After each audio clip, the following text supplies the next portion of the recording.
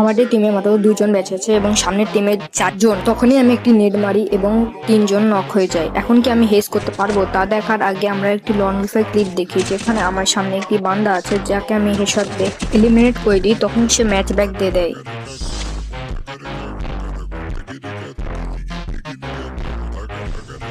তো এখন চলে যায় মেন ভিডিওতে। তো এখানে আমি বসেছিলাম, তখন আমার একটি টিমমেট মরে যায়। তখন আমি ওকে রিভাইভ দিই। কিছুক্ষণ পর আমি একটা নেট মারি।